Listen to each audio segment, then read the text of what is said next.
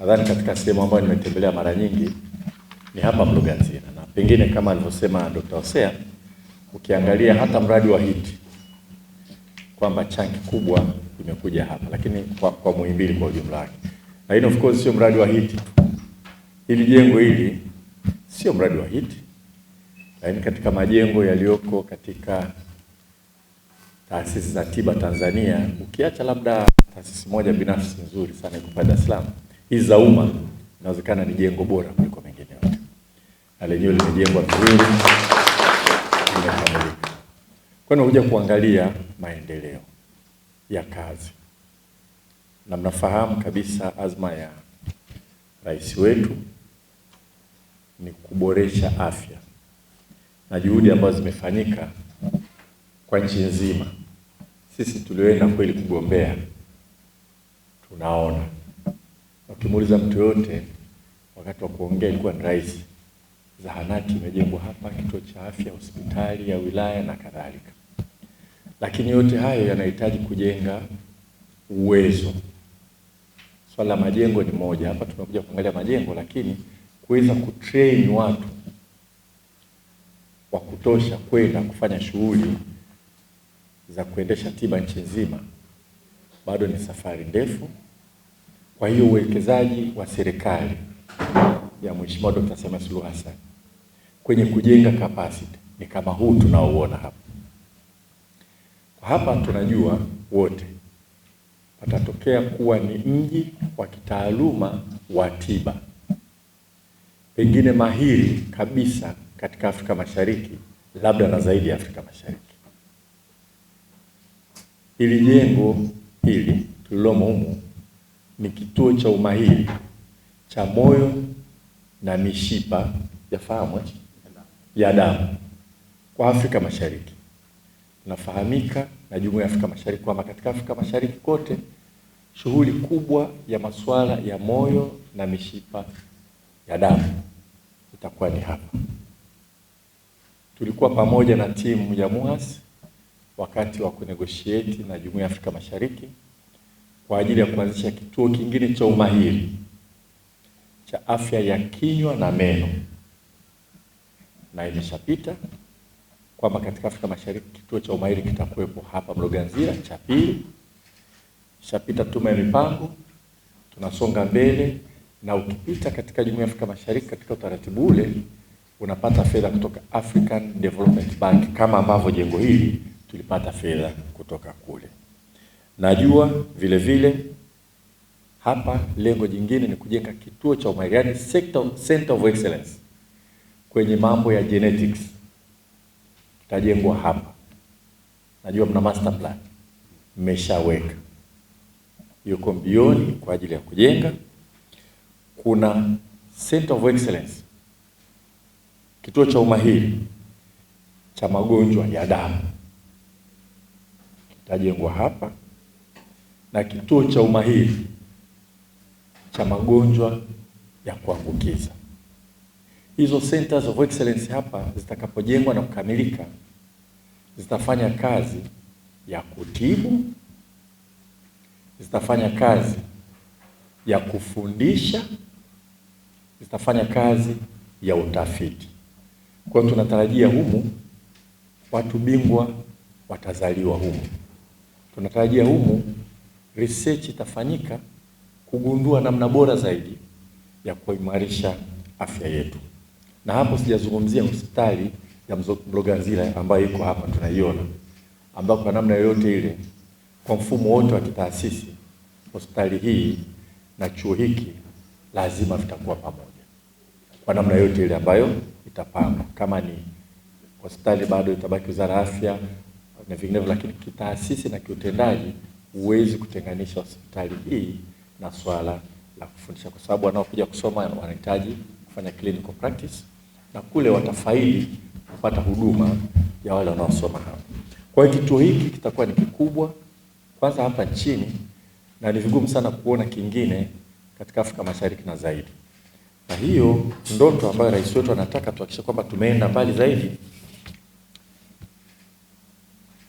ndio iliyopelekea aagize fedha za mradi wa HEET asilimia kubwa zaidi ije chuo kikuu cha tiba na sayansi ya afya na sayansi shirikishi cha Muhimbili. Kwa nyie mmepata upendeleo maalum kutoka kwa Rais wa Jamhuri ya Muungano wa Tanzania, na umuhimu wake ni wazi. Kuandaa wataalamu wa elimu tiba ni aghali, sio lele mama. Hakuna nafasi ya ubabaishaji. Lazima kuwe na umakini mkubwa sana.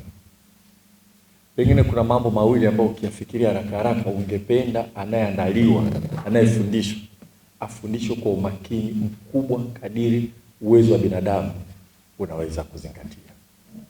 Rubani wa ndege na madaktari. Ukamfundisha rubani wa ndege bila umakini, kosa moja, vifo vyote. Na vile vile ukimwandaa daktari bila umakini mkubwa, kila kosa analofanya madhara yake ni makubwa sana. Kwa maana hiyo, hata ukiangalia Chuo Kikuu cha Dar es Salaam wanakuambia eneo ambalo gharama ni kubwa zaidi kuendesha ni ile kampasi yao ya Mbeya ambayo inafundisha mambo ya udaktari.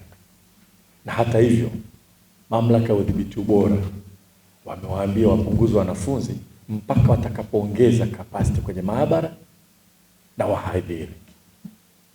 Sasa mamlaka ya udhibiti ubora haifanyi hivyo kwa roho mbaya. Nafanya hivyo kwa nia kuhakikisha kwamba wanaokuja kupata huduma na wahitimu wanapata huduma iliyo bora kadiri binadamu anavyoweza kufanya. Na hilo linaenda katika maeneo yote. Kwa sababu ya ughali wa kumwandaa daktari, ni muhimu sana kwa serikali kuweka ruzuku kubwa kama inavyofanya hapa na maeneo mengine, ili tuendelee kupata watu bingwa. Na Vice Chancellor huyu makini sana alikuwa ananiambia hapa wangependa zaidi sehemu kubwa iwe ni postgraduate studies, kutengeneza mabingwa wa mabingwa watengenezwe hapa Mloganzila. Na mimi naunga mkono kwenye hilo. Lakini wazazi wote watakapata fursa watoto kuja kusoma hapa, na sisi Watanzania wengine wote tunapomwona mtu anakuja kusoma Muhimbili, anakuja kusoma hapa, tujue serikali imewekeza hela nyingi sana ya ruzuku. Ingeambiwa kwamba mtoto alipie ada ya huduma ile, watu wachache sana wangeweza kumudu. Serikali ina subsidize sana, inalipa mshahara wakufunzi na lecturer, inajenga maabara kama tulivyoona hapa na kadhalika. Kwa elimu hii ya tiba ngumu, lakini inahitaji umakini mkubwa. Nafasi ya patapotea katika elimu ya tiba lazima iwe ndogo kabisa kuliko maeneo mengine yote. Na sisi tunashukuru wote wakufunzi, private sector, public sector, wote ambao wanashiriki katika kufanya hili, lakini ningeomba vile vile waelewe wale wanaosimamia ubora. Kwa sasa tunapata advice kutoka Tanganyika Medical Council, mganga mkuu wa serikali, mabingwa wanapokuja wanasema ukitaka kumfundisha wanafunzi unahitaji hiki na hiki na hiki na hiki. Na sisi wengine hatuna mamlaka ya kusema hapana, tunataka haraka, tunataka wengi. Kwa hiyo ondoa hiki, ondoa hiki, ondoa hiki. Kwa sababu hatuwezi kulipua katika swala la madaktari. Kama nilivyosema, swala la hili na jingine naliona haraka haraka ni urubani. Huwezi kulipua kwenye swala la urubani. Tena urubani unasimamiwa na mamlaka ya dunia. Unahitaji umerusha ndege masaa mangapi kabla unachukua ndege mpya, unaenda tena mafunzo. Kwa marubani wanafanya mafunzo mara kwa mara. Na sisi kuwa na kituo kama Mloganzila kitatusaidia kuimarisha zaidi huduma hapa. Kwa hiyo ninavyoona maendeleo ndio yaona hapa leo, yanatia moyo sana sana sana sana. Nimeona ujenzi unaenda vizuri. Mnakumbuka lini nilikuja hapa na Rais wa Zanzibar kuweka jiwe la msingi? Mwezi Februari. Kwa nimeona lile jengo sasa hivi muendelezo, speed imeenda mbali. Nakumbuka huyo mshauri elekezi alikuwa anasema 70 kitu, lakini taarifa pale haiko 70 kitu. Ilikuwa 50 kitu, 50 kitu. Sasa naomba wakati mwingine akitoa taarifa au makini. Maana si wengine hatukawi kutoa cheche. Sasa nimesoma nimeangalia pale na nimeangalia hapa, kidogo kuna tofauti alichokuwa anasema on site ambacho kimeandikwa hapa. Lakini nevertheless, kwa macho mimi mwenyewe naona, niliona lile jengo wakati nakuja kuweka jiwe la msingi. Nimeona ile jengo la ICT ambalo kwa kweli kasi yake inaonekana, ubora wake unaonekana. Kwa hiyo kwanza kabisa naomba nishukuru kile kitengo cha wizara kinachosimamiwa na Katibu Mkuu Profesa Nombo na timu yake kubwa, ndio huyo Dr. Hosea. Hajajisema yeye, amewasema na wenzake wote. Sisi Wizara ya Elimu kazi yetu kutoa elimu, lakini kazi ya ujenzi iliyoko hapa wizarani sasa hivi ni kubwa sana, kwa sababu ya upendeleo tuliopewa kutoka kwa rais wetu. Fedha zimekuja nyingi, lakini umakini ni muhimu sana. Kwa hiyo nampongeza Katibu Mkuu, napongeza mkurugenzi hapa wa elimu ya juu na Dr. Hosea na timu yako, hongera sana. Lakini kwa namna ya pekee naomba niwapongeze sana nyinyi madaktari, maprofesa wa medicine. Mariam amesema sahihi, tulitarajia nyinyi saa hizi mnafikiria tu mambo ya clinical practice na vitu kama hivyo, sio engineering. Sasa mnaambiwa mnafanya vizuri kuliko wale ambao wana vitivo vya uhandisi. Kama mnaweza kufanya hivyo vizuri, ndio maana tukija hospitali tunaona hali yetu, huduma zetu kila siku zinazidi kuwa bora zaidi. Hongereni sana. Na Vice Chancellor, unajua tukikuta mambo sio mazuri huwa tunasema. Sasa tukuta mazuri, tusiposema tutakuwa hatutendi haki. Kwa hiyo nikupongeze wewe na timu yako yote kwa uongozi mzuri sana. Na bodi ya MUHAS, kazi yenu nzuri, na wale wote ambao walitajwa hapa ambao ni kitengo chako. Kwa nasema umefanya kazi nzuri kwa karibu, kwa naona kazi inaenda vizuri na inaonekana. Unawapongeza wakandarasi mlioweka wote wawili. Nafurahi Tahiri nadhani Mohamed Kapani. Nilivyosikia mnasema tuma mwakilishi, nikasema aje mwenyewe hapa. Hebu asimame tupige makofi kidogo. Huyu ni product ya Chuo Kikuu cha Dar es Salaam Civil Engineering. Kampuni yake inaendelea kuwa kubwa, miradi anafanya mkubwa, lakini kazi yako pale ilivyoiona ICT hasa. Lakini bahati nzuri hata lile jengo la administration, sasa nilikuwepo wakati Mheshimiwa Mwinyi anakuja kuweka jiwe la msingi, na leo naweza kuona tofauti kubwa na tunaenda kwa kasi. Sisi tunapenda wakandarasi wote, lakini tukiona mkandarasi Mtanzania anaenda vizuri tunafurahi zaidi. Na najua ana kijana wake yuko hapa vile vile, nadhani atafuata nyayo vile vile. Kwa hiyo hongera sana, natakia kila laheri. Na hata yule mkandarasi Mchina, sijui kama na representative hapa hayupo, lakini kwa kweli wote tumeona kwamba kazi yao inaenda vizuri sana, tunawapongeza, na wale washauri elekezi vile vile. Kwa hiyo mimi ningependa tukubaliane, ndio kubwa nimekuja kuliona, na nitarudi tena mara nyingi kadri inavyowezekana, na nashukuru nikija siku zote nakuta tunapata maelekezo. Sasa kuna kazi kubwa bado ipo mbele. Of course majengo yatakamilika kama ulivyosema Vice Chancellor, lazima tuanze ku anticipate. Majengo yenyewe yakikamilika, tunahitaji watu wataalamu, tunahitaji wahadhiri na kadhalika, na kuna kazi za kununua vifaa, na kuna awamu ya pili ya mradi wa HIT. Awamu ya pili ya mradi wa HIT nyie vile vile mmewekwa kwenye rada, na najua inaenda vizuri, na yale tuliozungumza pale nadhani mtaenda kuiangalia, na Dr. Hosea ulisikia kuhakikisha kwamba some minor changes ili to focus kwenye zile core activity, alafu zile nyingine tunajua tutafanya nini, tutapambana mambo yaweze kwenda vizuri. Kuna swala la kutrain watu, tuendelee kutrain. Profesa hapa yeye PhD kafanyia Ubelgiji, na niseme hili na niseme sana, tusingependa vyuo vikuu vyetu vio na watu waliosoma tu humu ndani ya nchi. Wachanganye basi, kama first degree wala usome nje, nyingine usome ndani. Lakini ukisoma first degree, masters, PhD, you can do very well, na najua maprofesa wanafanya vizuri sana. Lakini wakati mwingine kujaribu kuangalia na nchi nyingine, kuna kupanua wigo, uangalie sisi tunajifunza nini cha kuimprove. Kwa hilo swala la kupeleka watu kwenda kusoma tuliangalie, tuzungumze, mleteni kama ka proposal tuangalie what we can do, kwa sababu tunayosamia scholarship. Tunasamia scholarship extended. Tumeextend kwenye mambo ya nuclear science, tunapeleka kupitia tume ya atomi, na nuclear science inahusiana medicine vile vile somehow, lakini tuna mambo ya artificial intelligence tunaanza kupeleka mwezi wa kwanza mwishoni, tunapeleka vijana 16 Johannesburg first degree. Walifanya vizuri sana kwenye DPCM, kwa sababu lazima kufanya advanced mathematics. Waenda kule kufanya first degree, watasoma huku wanapata fursa ya kupractice kwenye makampuni ya teknolojia. Baada ya hapo zaidi ya wanafunzi 30 tutawapeleka island. Sasa hiyo ni artificial intelligence, ni field ambayo lazima tupush. Sasa nyewe kwenye medicine mtakuwa mnaelewa sehemu gani ambapo inabidi tuweke special force. Hiyo Samia Scholarship Extended tunaweza tukaizungumza na kuona tutaongeza nini. Lakini hilo tutazungumza vile vile. Sehemu kubwa hapa ni research. Utafiti ni muhimu sana. Sana. Kazi yetu sio tu ku practice walichofanya wengine. Sisi huku tuko tropical area, na nyinyi wataalamu zaidi mnafahamu changamoto za kiafya za tropics zina aina yake. Ndio maana ukienda kwa wenzetu, nadhani wakati mimi naenda kusoma nje Ulaya, waliniambia ukiugua malaria unaweza ukafa mpaka waje wagundue ni malaria, it will take a long time. Na ukienda kule omba sana wapeleke kwenye Center for Tropical Diseases.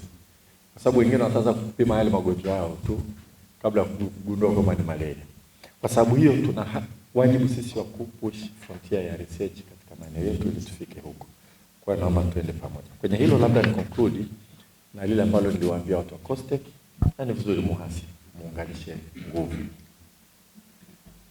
Last time, not exactly last, kabla tulikuja hapa tukaangalia kuna hata dawa kama za asili hazijafanywa clinical trial, lakini kwa maelezo yenu wenyewe inaonekana kama zinafanya vizuri.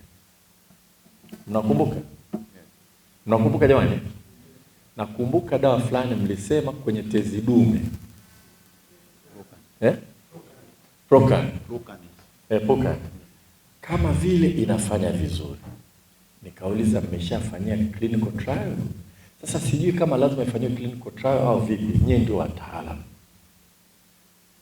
Wako watu wengine wana dawa walizifanyia kazi. Na nitamtaja Profesa Ndunguru. Kuna watu wametumia wanasema tunaona tunapata relief. Mmoja wapo anasema alikujaga hapa na ilikuwa tezi dume. Amekaa hapa lakini baadaye alipoambiwa kwanza sijui tuangalie pressure. Mimi nazungumza haya kwa sababu mimi sio mwanasayansi, nazungumza haya pengine yote ni speculation. Lakini there is a scientific way of establishing kama ni kweli au sio kweli. Kwamba alikuja hapa alikuwa afanyiwe upasuaji, akaambiwa kwamba nadhani ama pressure au damu ilikuwa chini sana. Akaambiwa asubiri, akaanza kutumia ile dawa. Alivorudi hapa akaambiwa what happened? Jamani, sisemi kama ni kweli au sio kweli. Mimi ni mwalimu wangu nilimnunulia ile dawa ya Ndunguru. Alinifundisha zamani primary school. Nilivyosikia nikasikia dawa ya Ndunguru kamnunulia akaitumia. Na yupo mpaka sasa hivi hajaja. Sasa haya mengine tutabaki na speculation. Wakati mwingine tutaumia sana kutumia madawa ambayo hayana faida kwetu. Kwa sababu tukiwa desperate tutatumia madawa mengine mitishamba na vitu kama vile. Lakini wanasayansi mpo, tunahitaji mtutengenezee framework nzuri ya kisayansi ya kutuhakikishia nini kinaweza kufanya kazi na kitafanya kazi kwa masharti gani. Kwa COSTECH tumewaambia waandae kama kongamano fulani la kuunganisha hizi tiba rasmi tulizonazo, dawa za asili na mambo ya alternative medicine. Tuangalie, tutengeneze protocol hapa nchini. Tutafanya nini? Hatuwezi kubaki na speculation kwamba hii dawa hii kama vile inatibu tezi dume, mmeshafanyia research na medical trial. Hapana, ingawaje kuna paper tayari imekuwa publish na nakumbuka Australia, if I not mistaken, kwa publish Australia kwamba kweli ina content zinazotibu exactly, but what do we need to do? We can push it, we can research it na kuona kama inaweza, alafu tukairecommend. Wakati mwingine tupate patent. It is quite possible, is also a source of income. Ukiacha kwamba inaweza kaleta relief. Kwa hiyo nakuomba Vice Chancellor wetu bingwa na mtu makini sana, shirikiana na Dr. Nungu, tutashirikiana na Wizara ya Afya, mkae mlijadili. Alafu tukubaliane kwenye hospitali zetu rasmi. Tukitaka kufanya clinical trial, nyinyi ndio mnajua what do we need to do. Tusiache hivyo. Tulikuwa China, tuliona wenzetu wanavyofanya. They are doing excellent. Kwa kuhakikisha kwamba wanasoma na kuintegrate vitu. Hilo ndio langu la mwisho tu ambalo nilikuwa nataka niseme. Lakini vinginevyo I am really happy. Ndugu zangu, hii serikali hakuna mahali ambapo hakuna changamoto. Sawa. Lakini tuna mafanikio makubwa vile vile. Na katika mafanikio makubwa ambayo tunayaona ni ujenzi unaotokea hapa Mloganzila. Hizi ni habari njema. Tungependa wote tuipongeze serikali yetu, na ni vizuri Watanzania waone kwamba safari tunaenda nayo katika masuala ya elimu tiba na mambo ya tiba kwa ujumla wake, kwa kweli inaenda vizuri sana, inatia matumaini. Na mimi kwangu labda niseme tu, rais wetu ana mambo mengi anafanya, lakini hili nalo kakumbuka chuo chako, kwamba katika sababu sisi tunajua tulioko ndani kwamba ongezeni hela huko kwenye mambo ya afya, ongezeni huko Mloganzila beneficiaries huko, lakini ultimate beneficiary ni sisi wa Tanzania. Wakati tutakapohitaji huduma, tutapata huduma nzuri sana kwa sababu ya uongozi wa rais wetu Mheshimiwa Dr. Samia Suluhu Hassan. Baada ya kusema hayo, asanteni kwa mapokezi mazuri, hongereni kwa kazi nzuri, Mungu awabariki sana. Tumedhamiria tunaboresha elimu yetu.